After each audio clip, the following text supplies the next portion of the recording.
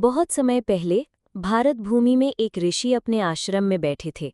उनके पास एक युवक आया और बोला, गुरुदेव, मैं हमेशा थका हुआ महसूस करता हूँ। कभी प्यास बहुत लगती है, कभी गुस्सा जल्दी आ जाता है और कभी-कभी तो शरीर इतना भारी लगता है कि उठना भी कठिन हो जाता है। क्या ये कोई बीमारी है? ऋषि मुस्कुराए और बोले, बेटा, ये बीमारी नहीं, बल्कि तेरे त्रिदोषों वात, पित्त और कफ का असंतुलन है। जब ये तीनों संतुलित रहते हैं तो शरीर स्वस्थ, मन प्रसन्न और जीवन शक्तिशाली रहता है। लेकिन जब इनका संतुलन बिगड़ता है तो रोग और तकलीफें शुरू हो जाती हैं। युवक ने जिज्ञासु होकर पूछा, गुरुदेव, कृपया विस्तार से बताइए। ऋषि ने कहा, वास दोष का असंतुलन।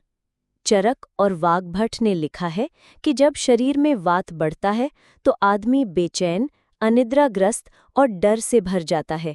हड्डियों और जोड़ों में दर्द शुरू होता है। हाथ पैर ठंडे पड़ जाते हैं। राजीव दीक्षित जी हमेशा कहते थे कि अगर तुम बिना कारण डर रहे हो या बहुत जल्दी चिंता करने लगते हो तो समझ लो कि शरीर में वात बढ़ रहा है।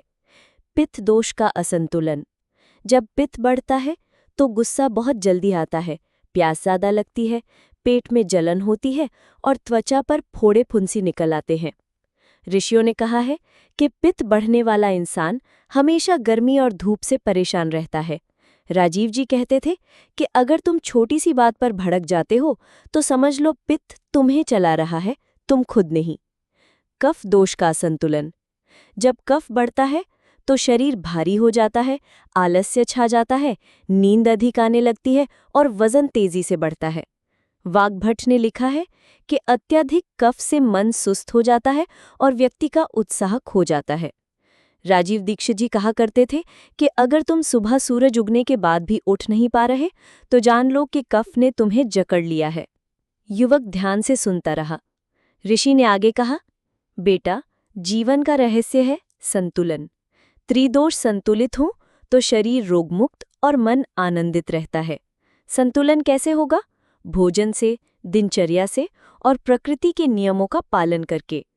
फिर उन्होंने समझाया, हल्का सात्विक भोजन करो, ऋतु के अनुसार आहार व्यवहार बदलो, सूर्योदय से पहले उठो और प्राणायाम करो, अत्यधिक क्रोध, आलस्य और चिंता से बचो। युवक ने प्रणाम करते हुए कहा, गुरुदेव, आज समझ आया कि असली डॉक्टर तो प्रकृति है और असली औषधि हमारी जीवन शैली। ऋषि ने आशीर्वाद देते हुए कहा, याद रखो बेटा, आयुर्वेद केवल रोग ठीक करने का विज्ञान नहीं है, ये जीवन जीने की कला है।